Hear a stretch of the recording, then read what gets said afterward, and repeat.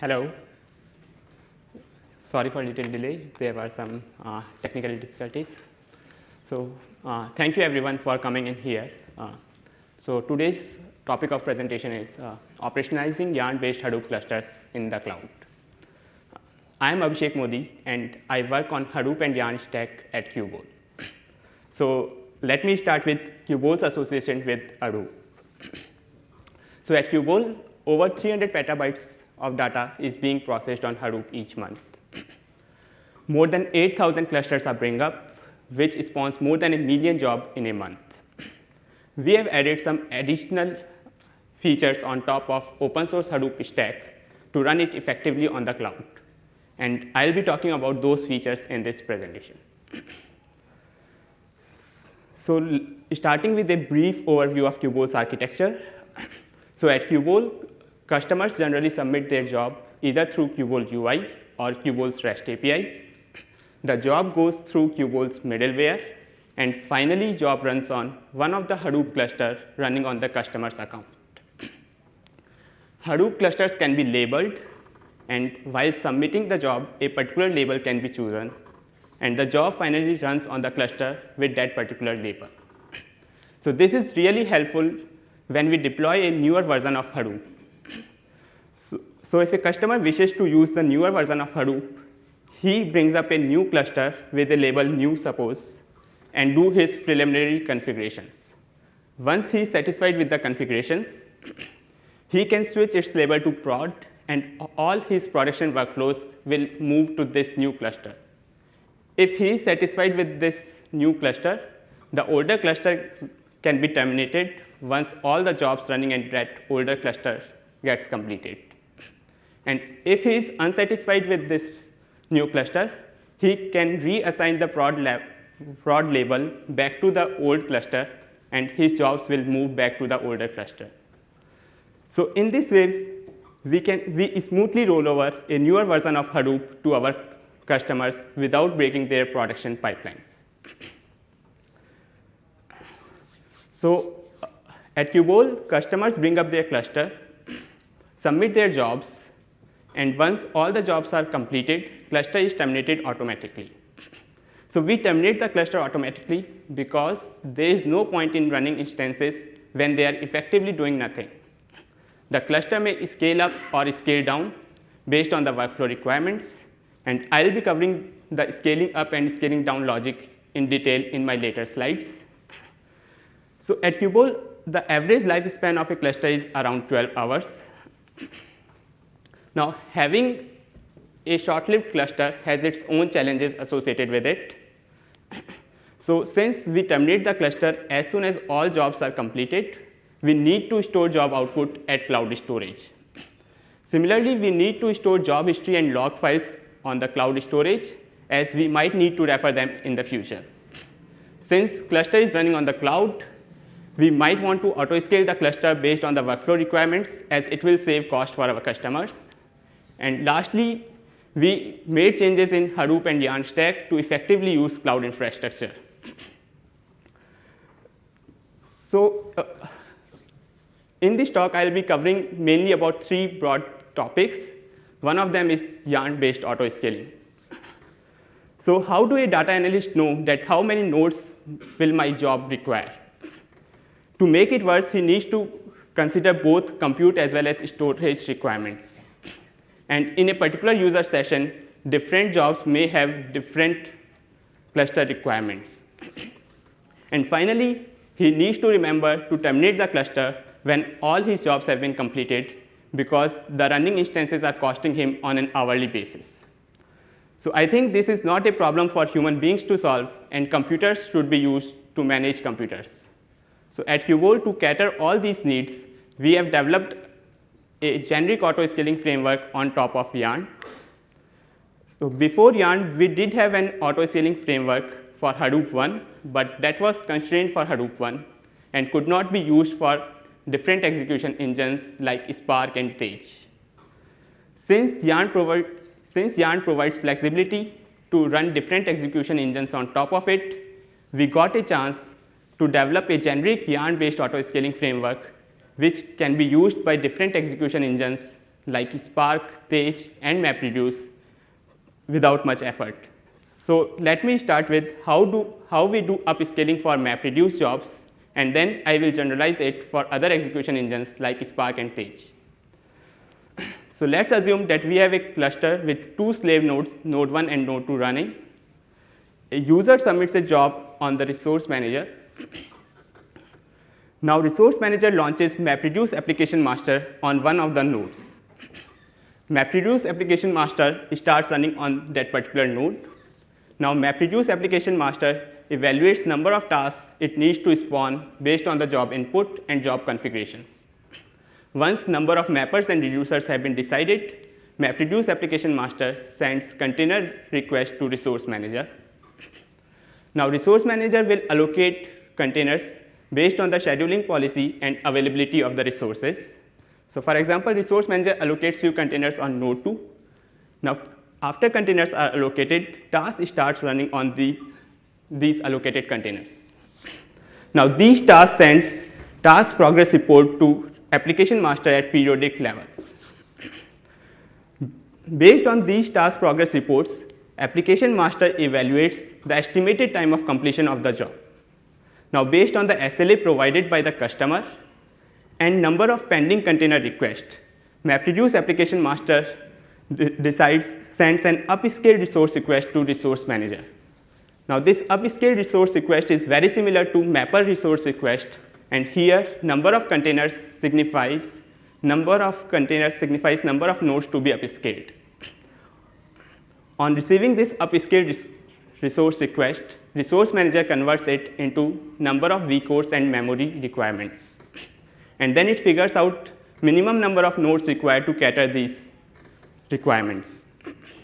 Once it figures out number of nodes that it is required to add into the cluster, it asks cluster manager to add these nodes to this cluster. Cluster manager is a wrapper written on top of cloud services by us to add and remove nodes from the cluster. Now this cluster manager adds a new node to the cluster, and with a new node coming into the cluster, the pending container request of MapReduce application master gets fulfilled and new task starts running on this new node. Now the similar model can be applied to other execution engines like Spark and Tej. So let's say, for example, on a single yarn cluster, a Spark job, Tej job, and a MapReduce job was running. Now essentially we have three application masters that are running on a single cluster. Now these application master sends upscale resource request to resource manager. Now resource manager collates all these upscale resource requests and figures out minimum number of nodes it requires to add to cater all their requirements. Once it figures out the number of nodes it needs to add to the cluster, it asks cluster manager to add those many nodes to the cluster. And cluster manager finally adds those nodes to the cluster. So let me cover up how we downscale the cluster in this scenario. So let's say, for example, we have a cluster with three slave nodes, node 1, node 2, and node 3 running. And suppose two jobs are already running on the cluster, job 1 and job 2, each requiring 2 containers. Now these node managers sends status update to resource manager at periodic interval. Resource manager evaluates that cluster can be downscaled because it is underutilized. So for example, in this particular case, only 4 containers are being utilized. However, the cluster has capacity of 12 containers. It also figures out how many nodes it can downscale based on the cluster utilization. In actual implementation, resource manager calculates all these things in terms of vCores and memory available, but I am showing here in terms of containers for simpler visual representation. Now resource manager keeps track of all the containers running on different nodes. It calculates the estimated time of completion of each container based on its progress. Then it selects the node for which task completion time is lowest for downscaling. So for example, in this particular case, suppose job 1 will get finished soon, so it will select node 3 for downscaling. Once it has figured out the node to be downscaled, it sends that particular node into graceful shutdown mode. Now by graceful shutdown mode, I mean that now this node 3 won't accept any new container requests. Now suppose in the meanwhile, a user submits a new job. Now for allocating resources for this new job, resource manager won't consider node 3 as it is in graceful shutdown mode. So it will allocate containers only on node 1 and node 2. And once containers are allocated, it will start running on those node 1 and node 2. After some time, suppose job 1 gets completed, and so are the containers associated with that particular job. So now in this particular state, node 3 is not running any container, so it can be decommissioned by resource manager. So resource manager sends a decommissioning signal to this node 3. Now as part of decommissioning, all the data, HDFS data that was present on this particular node is replicated to node 1 and node 2. Once this node has been completely decommissioned, this can be removed from the cluster. And resource manager asks cluster manager to remove this node from the system, and cluster manager removes this node from the system. Now, in case of downscaling, we might face a situation in which we might want to recommission few of the nodes. So let me continue from the previous slide, where we have 3 slave nodes running, and one of them was in graceful shutdown mode. Suppose now user submits a job which requires 7 containers. Since node 3 is in graceful shutdown mode, resource manager will allocate containers only on node 1 and node 2. Now after allocation of containers, these 2 nodes will be fully utilized. Now the new job will see that, okay, I have few pending container requests, and it sends an upscaled resource request to resource manager. Now on getting this upscaled resource request, resource manager evaluates that I have one node that is in graceful shutdown mode and that can be utilized here. So it sends a recommission signal to this node to recommission itself. Once this node is recommissioned, it comes back into normal running state. Now the pending container request of the new job gets scheduled on this node, and their containers starts running on this node. So we have done some further optimizations in downscaling. So we noticed that sometimes we can't downscale a node even if no tasks are running on that particular node, because it contains output of mapper tasks that is yet to be consumed from reducers.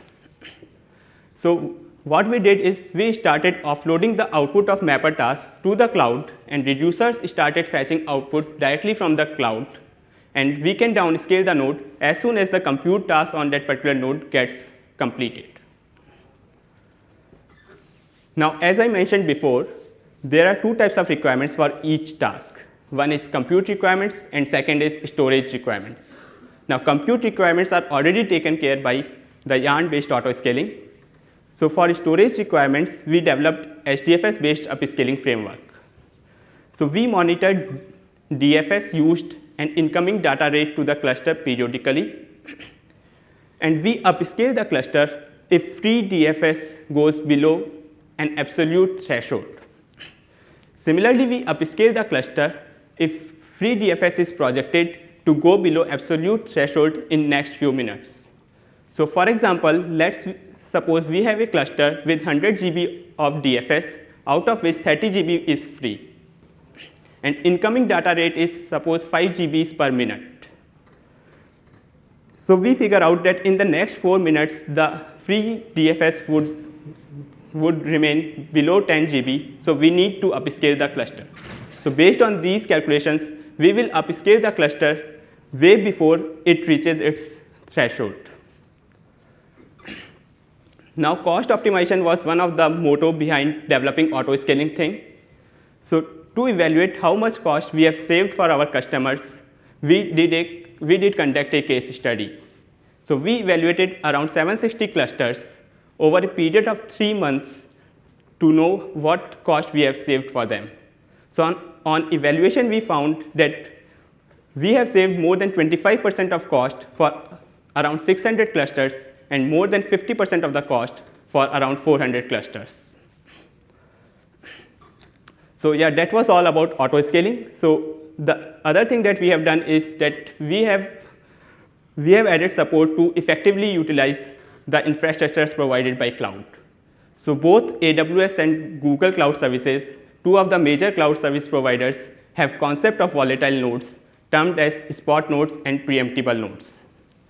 So these nodes are generally available at very low price as compared to stable nodes. But the only caveat associated with these nodes is that they can be lost at any point of time without any prior notification. Although we get a notification before 2 minutes, but that is very small time frame to perform any action. Now Hadoop's failure resilience to nodes makes these kind of nodes a very good candidate for Hadoop job processing. So at Qubole, approximately 77% of the clusters make utilization of volatile nodes. So at Qubole, we have developed an infrastructure to ease out the use of volatile nodes. All customer needs to specify is the percentage of volatile nodes that he wants in his cluster and maximum bid price he is willing to pay for these volatile nodes. With these two parameters specified, we bring up the cluster with that percentage of volatile nodes.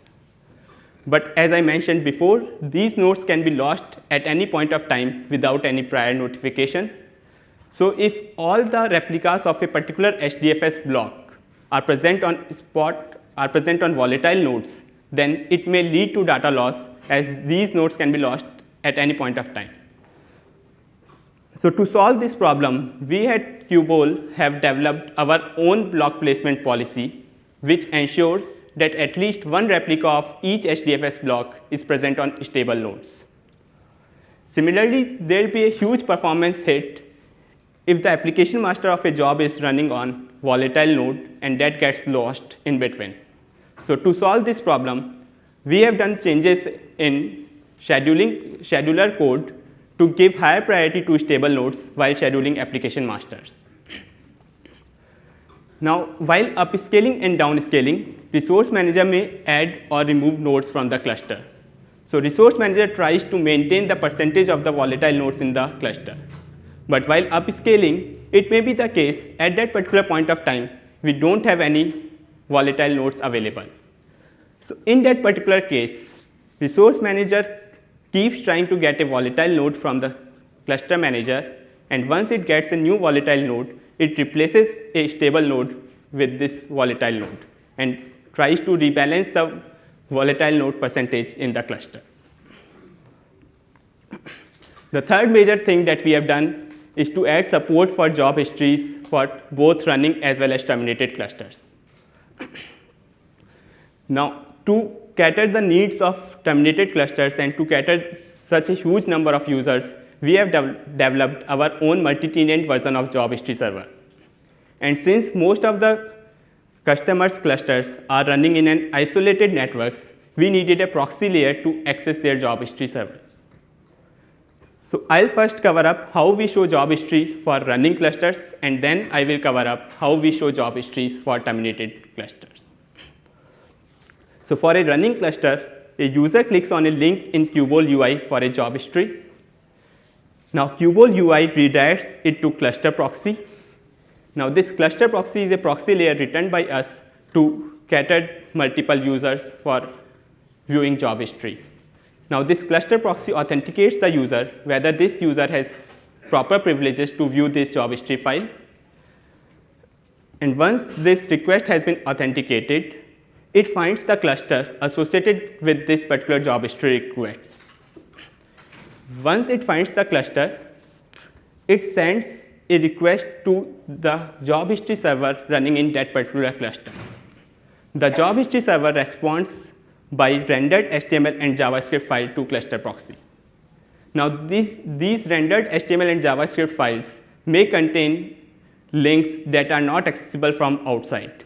So cluster proxy proxifies these links present in HTML and JavaScript files, and once it has proxified the links, it displays the job history on Qubole UI.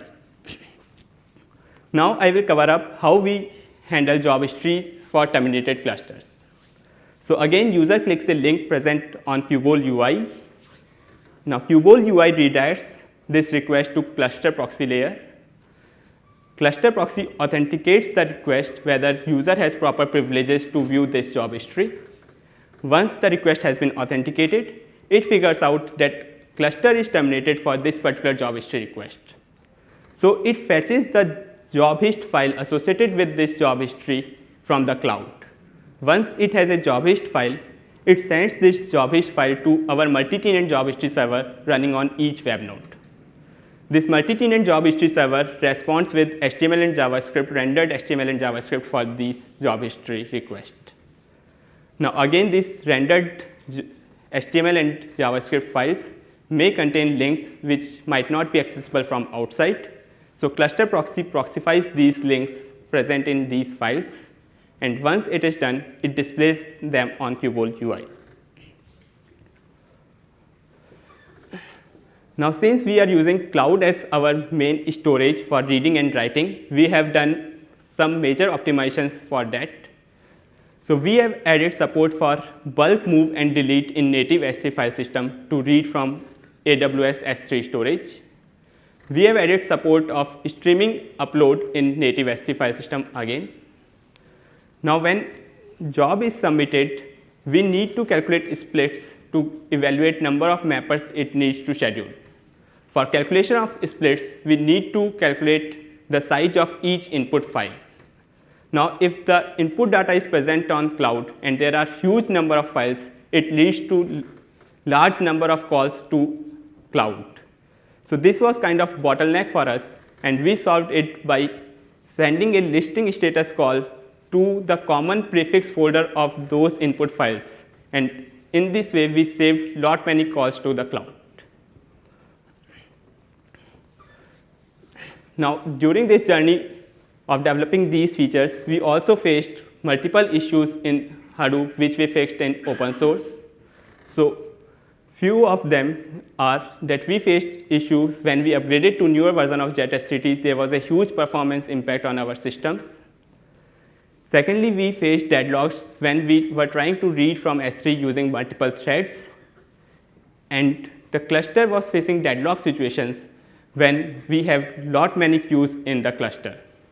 You can go and check these JIRAs for further details. Yeah, so that's it from my side. Do you have any questions?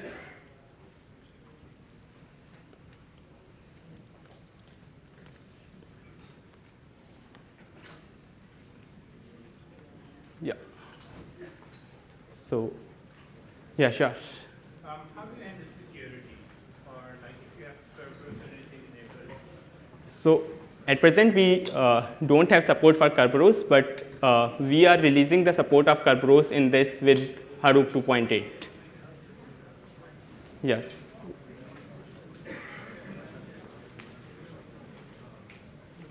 Anything? Yeah. Wait, so the new, in 2007, they introduced S3A Yeah. as a replacement for S3N. Yeah. Do you see any improvements using S3A versus S3N? So we did performance profiling of S3 versus S3N. So we saw an improvement of around 1.5x in metadata calls, but that was due to the factor that S3 has concurrency of 15, while JetSTT has concurrency of 10 by default. So in S3A, if there are thousands of threads which are reading from S3, then they will make 15 connections in parallel, while in case of native S3 file system, it will make only 10 connections in parallel. Yeah. So we have added support of S3 also. Yeah. How long do you support the customer to query their job history? Sorry?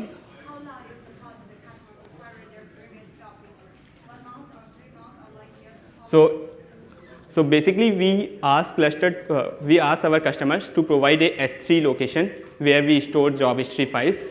So as long as that S3 location is present, we support the job history files. Yeah. Yeah. Can have people come up with questions. Yeah, sure. Yeah. Do you ever plan to build intelligence into like scheduling and things like that, so that there's intelligence when the job, before the job is kicked off, that could up or downscale based on, you know, an orchestration that might happen at the scheduling layer? So the question is that do we have intelligence in job scheduling so that we can upscale and downscale according to that? So yes, we have developed some intelligence in scheduling. So for effective downscaling, we need to compact the scheduling policy, because if all the tasks are scattered on all the nodes, then we won't be able to downscale the cluster. So our scheduler tries to compact the scheduling and tries to minimize the utilization of nodes. So in this way, we can remove the node as soon as its requirement is done. Can you get more finite to say, I want all jobs to stop at this point? And can you get granular enough at the scheduling layer to be able to shut AWS down at a certain point to maintain an SLA or something along those lines? How granular can you get? So at present, we deal at the application means we deal it per application on the per application basis. So we evaluate that okay, this job is going to complete in this much duration, and if we add these many nodes more, this can get into the customer's SLA. Then we means each job sends its own request for auto scaling. So it is at job level at present. Yeah. You said that you use volatile nodes to reduce the cost, and but you still use the stable nodes, right? Yes. So usually, what is the percentage of stable nodes? Because what I'm trying to understand is, you definitely cannot keep a single container from all the single record on a single node, because even that is not fault tolerant. So what is the kind of percentage that you use?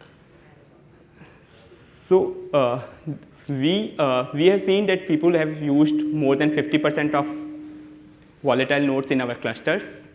So what we do is that if we find that okay, there are too many volatile nodes and we are not able to store all the HDFS data on these volatile nodes, because we ensure that at least one replica of each HDFS block is present on a stable node. So our HDFS based auto scaling kicks in at that particular point of time if there is a more HDFS data, and it adds a stable node to the cluster, so that we at least have one replica of each HDFS block on a stable node. And similarly, we do this for scheduling of application masters. So is it a different calculation altogether when it calculates? In the starting itself, it should be calculating how many stable nodes do I need. So on the starting, it calculates that okay, I will be needing, suppose the cluster size was 10 and customer specified that I need 60% volatile nodes. So it will have 4 stable nodes and 6 volatile nodes. But suppose he keeps on submitting jobs, and then we at runtime decide, okay, now we need more stable nodes because it has larger HDFS data. So our HDFS based auto scaling kicks in to add more stable nodes to the system. Yeah. Yeah.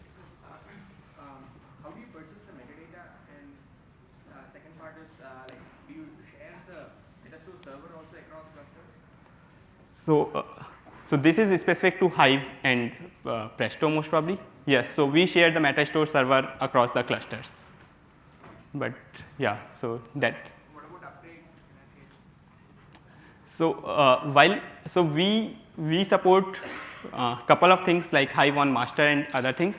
So we generally do upgrades on Hive on master, and once they are satisfied, then we upgrade our Thrift server for them.